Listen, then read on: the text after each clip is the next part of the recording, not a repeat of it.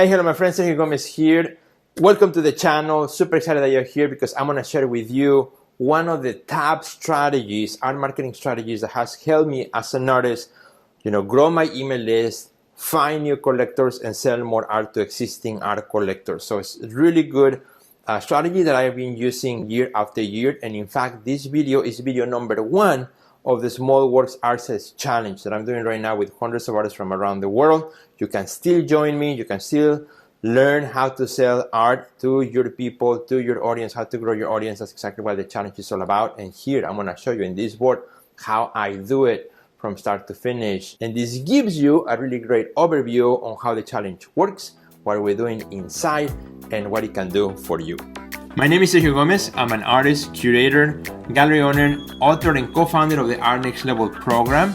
And my goal with this channel is to make marketing and art business easy so that you can grow your art career, find new opportunities, sell more art, and spend more time creating in the studio. So if you like that, make sure you click on the subscribe button and click on the little bell so that you receive notifications of our future videos. This is the best art marketing strategy that I have ever done, that I have ever used.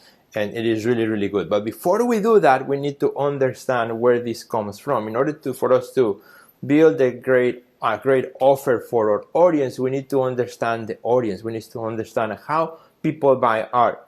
And this is a lesson that I have taught before many times, but I want to kind of give you the brief highlights of that lesson so that you can understand where the offer comes from, how we apply that offer, and then how we're going to build our whole marketing strategy around that offer. So let's get started. When it comes to how people buy art, I like to create a triangular shape. So if you have something to write with, you just kind of create a beautiful triangular shape.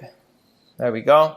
It's a nice triangular shape, something that everybody can do, super easy. I like to think about complex things in simple frameworks. So this is the framework that I've been using to teach artists how people buy art.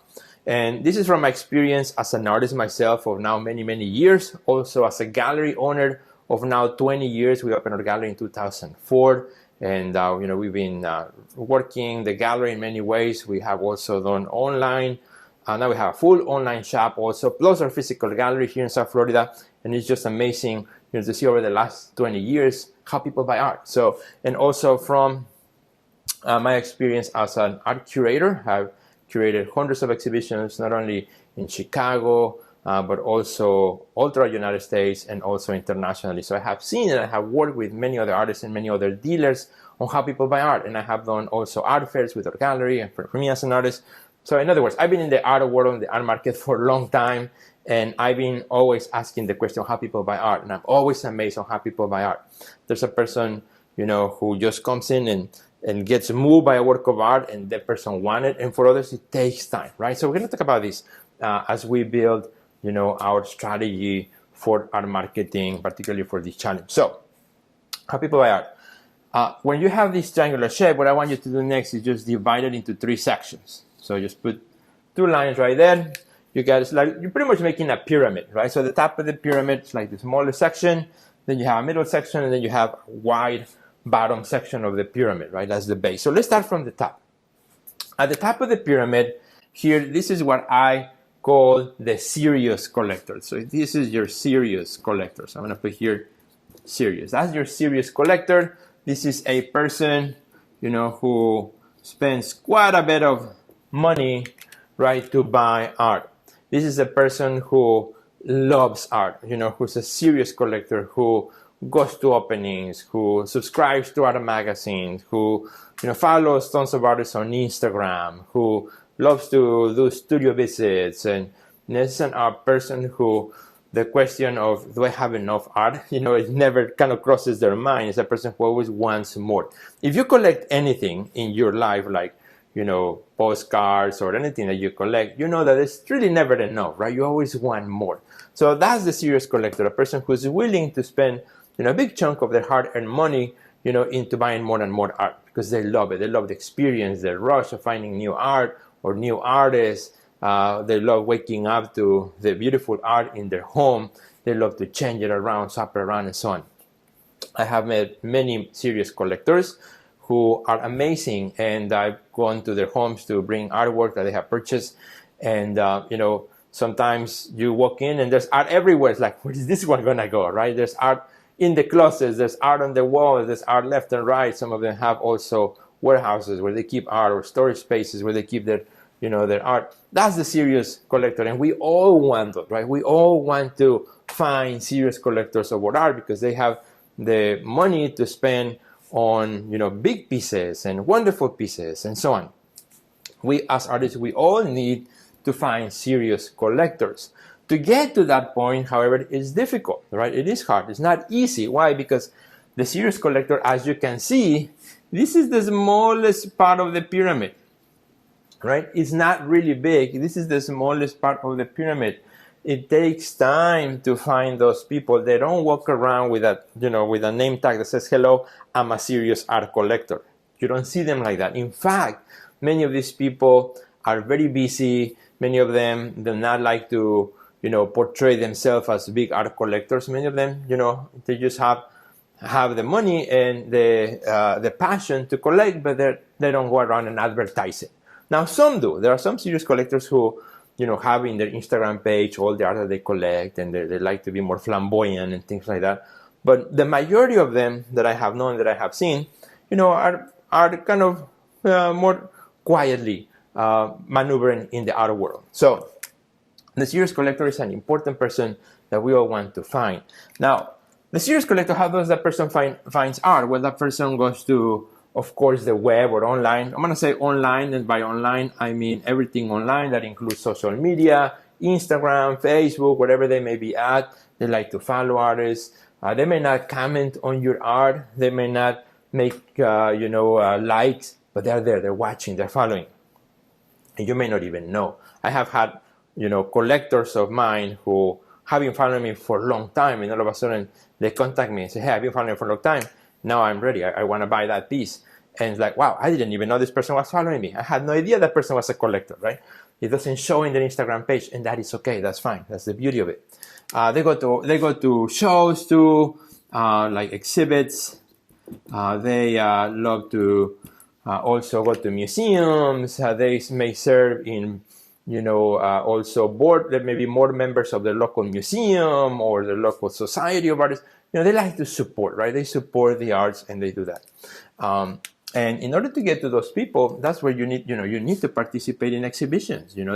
For these people, it's important to see that you are an artist out in the world, that you are seen. So, make sure that you are, as an artist, that you're active in your local art community, attend your local museum, support your local arts organizations, because these people, they do that, and they like to see other artists who are doing that as well. All right, but it's hard to get to those, and we're going to show you exactly, one way in which can help you to get to those in a minute. The next person that you will see here is what I call the moderate.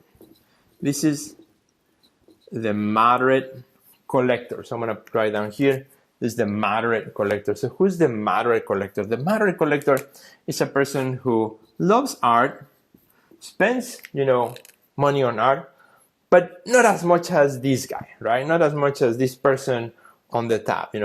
He or she, as the serious art collector, is willing to spend a good chunk of money.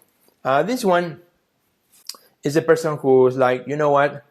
Yes, I want to buy artwork that elevates my status. In other words, when you walk to their home or their office, you'll see real art. You don't see prints from IKEA, right? You actually see the real deal. That elevates their status in society and in the world.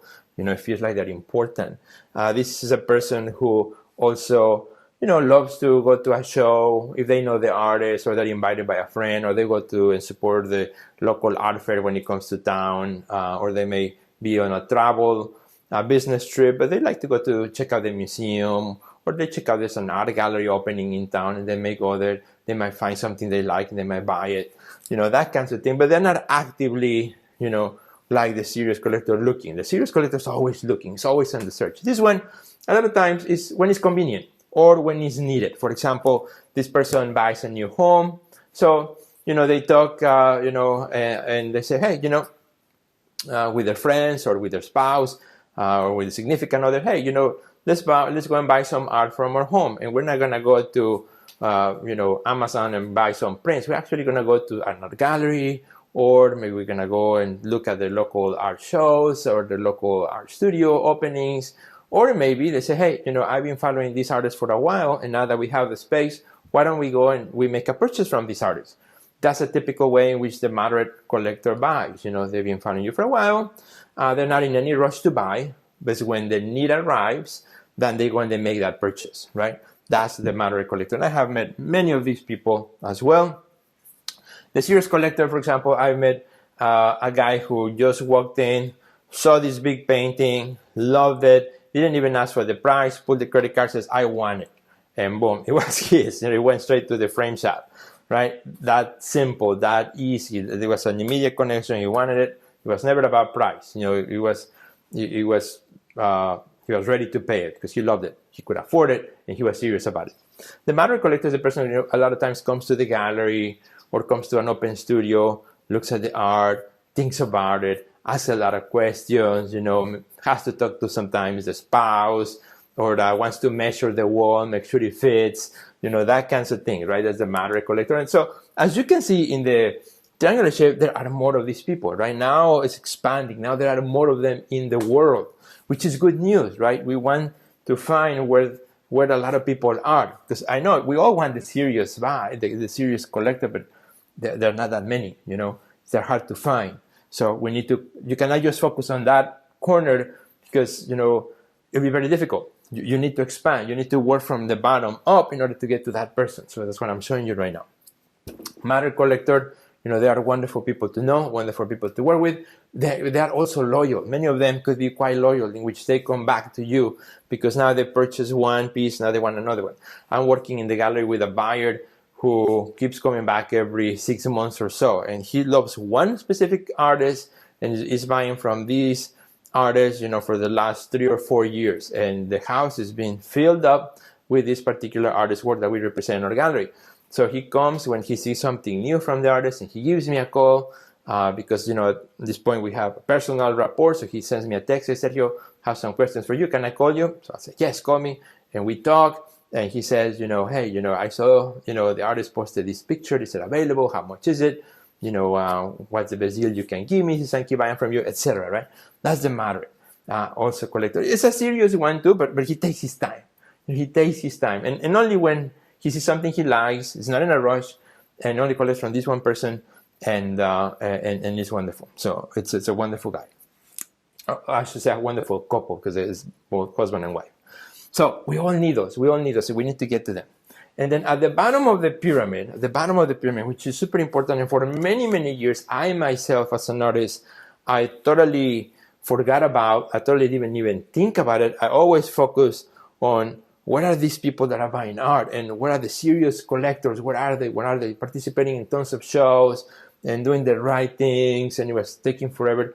And I never thought about this big chunk, which is at the bottom of the pyramid, which is your largest, space in the pyramid, where there's more and more people. And this is what I call, when I discovered this, it's called the casual. I call this the casual buyer, the casual collector. I don't even call this one a collector yet, because this person might not even know it's a collector. I'm going to call it a casual buyer. Okay, this is how people buy art. You got the serious collector. You got the moderate, who loves art, wants something unique, their home, their office, but they're not as passionate about, as this guy. And there's the casual buyer. The casual buyer could be your neighbor, could be your friend, could be your coworker if you have a day job as an artist, could be the people that you interact with on a regular basis, could be your chiropractor. Yes, I have a wonderful story that I have shared many times, how my chiropractor, was a casual buyer, and I didn't even know. She had some works of mine, and the first day when I walked in to get my back checked, she looked at my history and she's like, Sergio Gomez, that sounds familiar. Are you an artist? And I said, yes, I'm a local artist. And she's like, oh my goodness, I have 3 of your artworks, as soon as you come in my house. They welcome everyone to my home. So, that's a casual buyer. She never purchased back again, right? Or any other, she was not actively going to galleries or anything like that. She was just a casual buyer. She saw my work in a show that I had, She bought it, and then that's it. She really liked it, but she's not an active art buyer. She had a need. She had a wall where she wanted to put some art to welcome people into her home, and she happened to see my work. Right? That's a casual buyer. And a casual buyer could also be, someone that you met, someone that follows you on Instagram, has never made a purchase, but is there. This person might not even consider themselves a collector yet.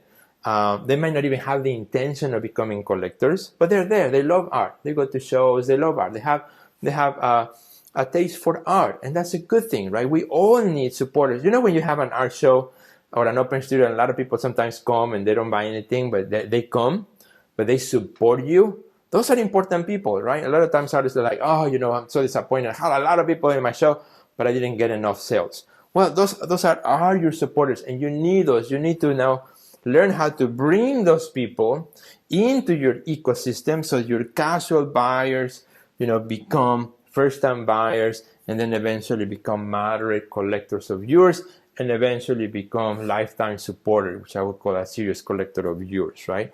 So everybody starts with one purchase. And here's the thing, this person right here, the casual buyer, is only willing to spend a certain amount of money, right? Not as much as the moderate, not as much as the serious one. And by the way, parenthesis, you don't have to be a millionaire to be a serious buyer or a serious collector. I have known many art collectors that are amazing, wonderful, hardworking people with day jobs, not hedge fund, kids, but like day jobs, and they have honest, hardworking people who are serious buyers. They just happen to allocate a big chunk of their income into buying art. Same for modern, same for casual, right? You can have a millionaire who's just a casual buyer, right? Because they'd rather put their money into real estate or cars or something else. In their home, they just may buy 1 or 2 pieces a year, and that's it, right? So it's not about the amount of money necessarily, but it's about their buying power. Everybody has a different buying power, and that's what's important to understand too. So you and I have a huge amount of people. I'm going to make it into like a little cloud right here. A huge amount of people. This is your cloud. This is your cloud of influence, right? Right here. You have a lot of people who follow you on Instagram, even other artists, yes, even other artists who follow you perhaps on Facebook, who you know socially, your friends, your neighbors, people that you do business with, people that you go to the office, to the doctor, your mechanic, your Uber driver, whatever, your family, your friends, your extended family, you're the friends of your friends, the friends of your partners, that's your cloud. That's your cloud of influence. And inside is totally full of casual people that, if you give them the right offer, they might become casual buyers, right? They might become, a casual buyer for you as an artist. And that is, the beauty of this framework. When I saw it and when I realized it, like, oh my God, I've been so focused on these two, I never understand that or realize that I had this whole bunch of people around me that if I give them the perfect offer at the right price, I'm going to change this even in red color right here. If I give them, the best offer, if I give them like an amazing offer at an amazing price point that they cannot refuse, they will become casual buyers. They will become casual buyers. And that's the whole idea. That's what made me realize this, and that's how I put together my marketing plan, the best marketing plan I ever had. Because now I understood, right? And I'm going to show you how to get to this in a minute. But, that's the whole idea. And that's what gave birth to what I call the small works art sales challenge. What I did some 9 years ago or so, I decided I'm going to go for these people. I'm going to go for them. So I created the Small Works Art Sales Challenge, which many of you are part of already. And if you are, you got to be on it. The Small Works Challenge, where the whole idea is to help these people buy art. So I came and said, yeah, what if I come up with a small offer, a small in size, that is super beautiful, that it fits with what I do as an artist, what people know me as an artist for, that is small, it's a special collection that I'm gonna release at the end of the year when people are buying gifts, when people are buying also for themselves, when they're looking for good deals. End of the year is a great time to do this. That's why I do the Small Works Challenge at the end of the year. So I have this offer that I can present to these people and help them to get on my list, get there, and also become first-time buyers. But here's the beautiful thing about this that I discovered after doing this for a few years, is that even though this offer was geared to the casual buyer, also it attracted some of my moderate and some of my serious collectors. Why? Well, the serious collector wants to buy big things. However, because the marketing was so good, right, that they were curious about what I was doing. So over the years, I've been getting more and more people who are, moderate buyers who they seen what I've done and they come back again and again. One of my actually top serious collectors one year, and I've shared this before, came to my release of one of my collections for the Small Works Challenge, and he says, Sergio, before you release it to everybody, I want to see them first because I want to buy one for every one of my family members. And he had a big family. He bought about 8 of them all at once in one day. He walked in the studio, he picked the 8 that he liked, and he took them home.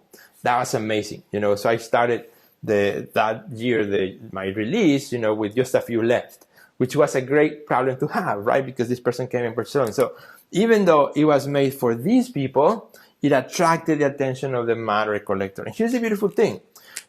Somebody who's a casual buyer today, and this is something I discovered over time, can become also a moderate collector. And so they work their way up. So because they came to you and they make this purchase and they love the experience of working with you, they love the experience of buying art from you, they love your marketing, what you did to attract people, and they saw the excitement that you had, for your Small Works Challenge or your offer, whatever offer you created, then, they say, oh, we gotta do this again. We gotta find more artists, or we're gonna buy more from you. So they became moderate collectors. And even some moderate collectors, now that they have discovered the beauty about working with artists, supporting art and artists, they have also become now serious collector.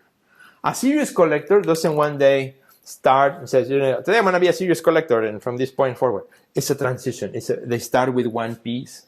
Every serious collector starts with one artwork. And in my podcast, I have asked many of art collectors if they remember their first purchase. And many of them, they say, yes, I remember the first artwork that I bought. That meant something to me. And then 1 became 2 and 2 became 3, right? So what if you are that channel, that person that helps one person to be the first-time buyer, the casual buyer, to then become a moderate buyer, to one day become a serious collector of your art and also support other artists. That is an amazing thing. And I have seen that over the years as well as a gallery and also as an artist myself. So the marketing strategy that you want to do and that we are doing here inside the Small Works Challenge is crafting the best offer that you can possibly can. The best offer, so I'm going to put another cloud right here, the best offer that you can possibly can that will help you attract, bring eyeballs here. I'm going to put some eyeballs here of the casual buyer. I'm going to put some eyeballs here of the casual buyer, right, for the offer that you have right here, that it becomes irresistible. It's the right amount of money, is the right size, is something that becomes a no-brainer. It's like, hey, I've been following you for a while. I see that you posted these things. I love them. They're so good. I totally can afford that. I want it. And in the marketing process, you're going to be building up towards your release, right? You're going to be working that. So here inside the challenge, I'm going to teach you, how to price the artwork, how to best talk about it, how to get it out to the public, how to do your release, how to do your countdown. I'm going to give you everything that you need so that you can do it effectively, right? But this is the idea. I've seen many artists who release things, but they don't know how to capture the attention, right? The eyeballs. If you don't have the attention of the people, you are not going to get any sales. right? You gotta do it right. Now, Sergio, but I posted it like 2 or 3 times. 2 or 3 times means like you hardly post it in the world of today, because people's attention is like 2 seconds. People need to see your message at least 7 times to even, just realize that you have something going on. So just multiply that, right? If you want better results. So the offer is super important, because that's going to allow you to create the buzz. Let's make here, we're gonna create buzz, right? And everybody likes buzz. We all want to have buzz, right? We want to have that. And the beautiful thing is that the buzz that you create here not only will stay with your casual people, but can also resonate into the moderate, and who knows, even into the serious buyer as well, right? This is exactly what you want to gear for. So as you're watching this video, as the first video of the Small Words Challenge, what I want you to do is to start working right now into the offer. The most important part here is the offer. Ask yourself, what can I give as an offer to my audience that makes total sense, that I can do, and that will make me excited first, and then will make people excited, in my audience. That's the key question. What can I do that is going to be a irresistible offer? And depends on what kind of art you make, I'm going to give you a bunch of ideas. You can do, and this I have, for example, done small paintings where, if you're a painter, you can do small ones that you create a collection of maybe 10, 15, 20. Actually, the first one I did a collection of 64 small paintings, and I sold 90% of them. That was crazy, right? I went to the hardware store. I purchased a sheet of 2 sheets of 4x8 wood panels. I asked them to cut them into 1 foot square each. I ended up with 64 panels. Originally, I was gonna do 42. So it was titled 42 Winters. So I was gonna do 1 for each of my winters, 42. But then I got excited and I made them all. And actually I did. So the offer was very important, right? And I chose a poem to go along with that. So I had the idea. It's not just making something, but it's thinking about what is the big idea, right? How am I going to talk about these, right? So that I'm excited and that people will get excited too. So it's not just the thing, but also what you're going to say about the thing, about the art. So think about that. Your offer has to be amazing. It has to make sense for you and for others. So I have done small paintings. I have also done small sketches. As artists, sometimes we all have like leftover paint or leftover, things. Or I have also done, I did a series where I had like works on paper, and I had like maybe 8 or 6 big ones that I never really liked. So I actually cut them up into smaller sections. My favorite sections of the drawings I like the most, I cut them, and then I finished them up. I put a figure in each one, and it became a really beautiful series that I don't have anymore, but they're really nice. On another occasion, I took also small drawings. I went to the hardware store. I found like some pieces of wood, and I made like a little wood, almost like a little frame where I stuck the paper on it, and it had a little wire in the back to hang it, so they were really easy to hang. That worked really well, so I sold those out.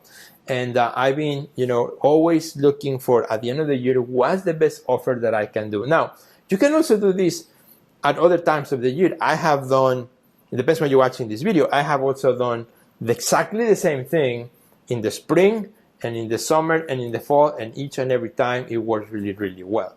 What's nice about the winter is that people are more likely to buy because they are already thinking about gifts. They're already thinking about special things, and in their minds, like it already primed for making a purchase. So it's easier for them to get their wallet and buy something. I have worked with, since I've done this challenge with so many artists, another offers could be again, works on paper. What's nice about a work on paper is that you can put it in an envelope, you can ship them to people, doesn't matter where they are, they can frame it themselves. Now, you can also sell them frame if you want, but that becomes more expensive. And I'll talk about pricing in a different video, but don't worry about the pricing now, just think about the offer, Think about the offer.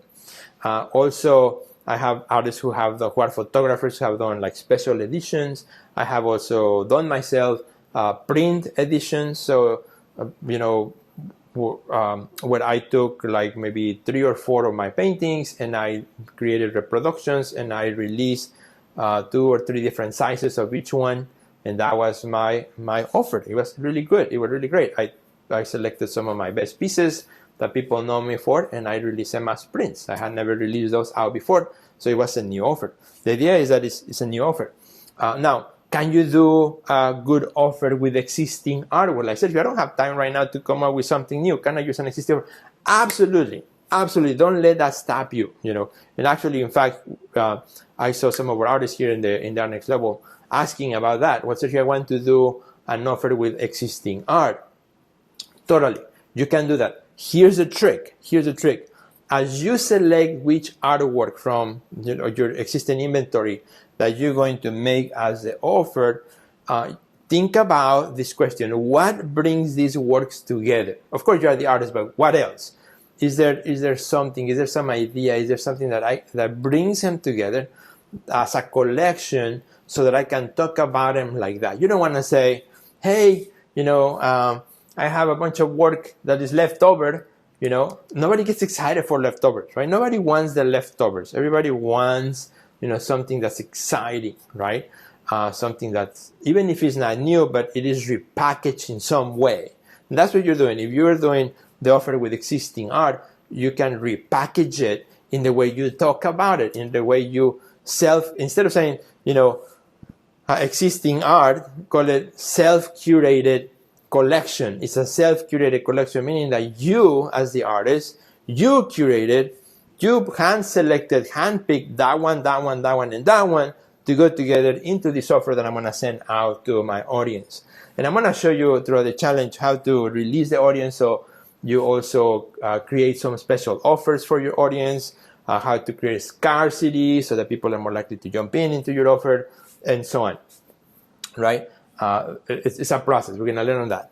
But the marketing strategy is about this. It's about the offer. It's about building, crafting the best offer that makes sense for you as an artist and that makes sense for your audience. Other things that you can do, miniature things, sketches, beautiful sketches that you have done in the past that are beautiful, or that you may have around.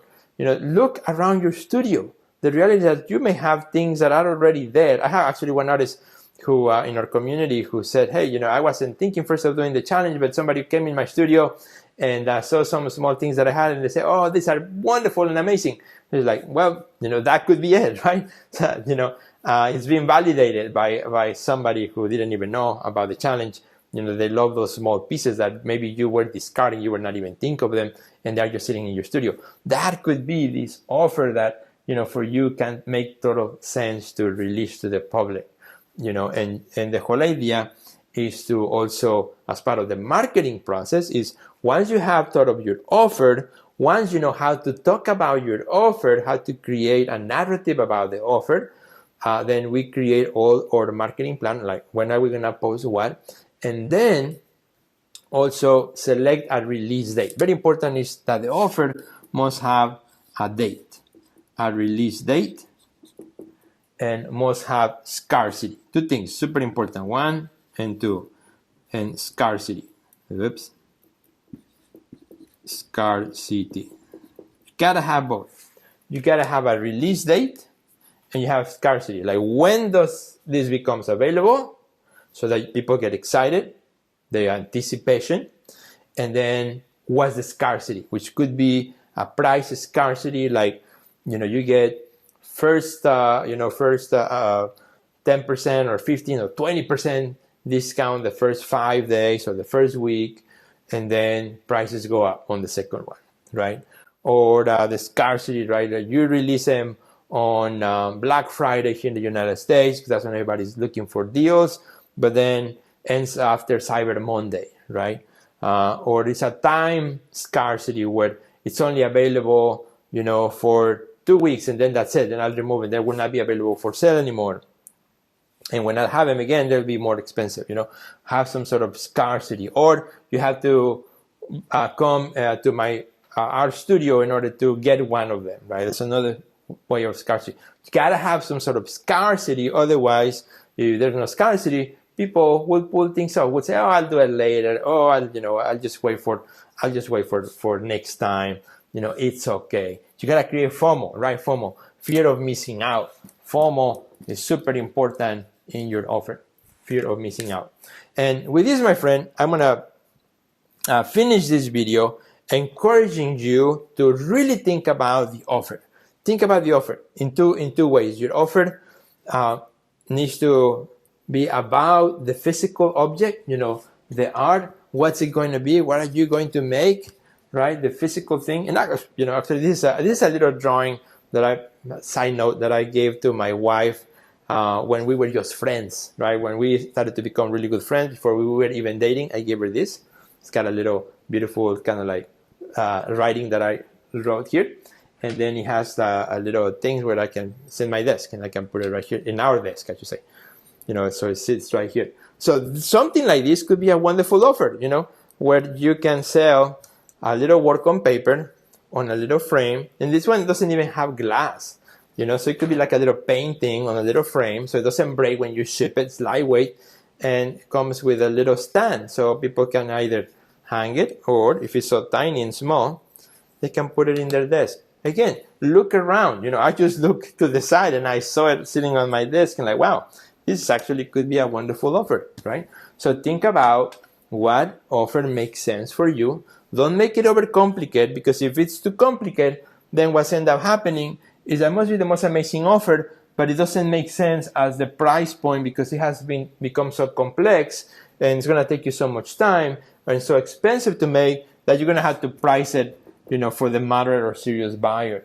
And, that could be problematic in order for you to get first-time buyers in. So think about the offer, right? Think about the offer. And this is a beautiful thing, for those of you like me who may have more expensive artwork, bigger paintings and so on. That's what we try to sell year-round.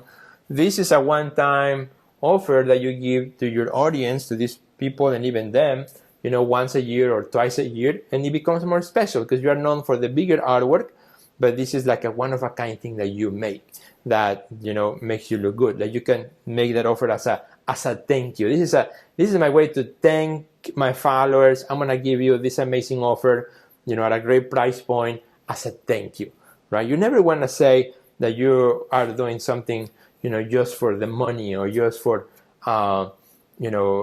just as a gimmick, right, to sell more. No, always have a good reason for it, and I'm giving you a great reason. Do it as a thank you to all those who are on the other side.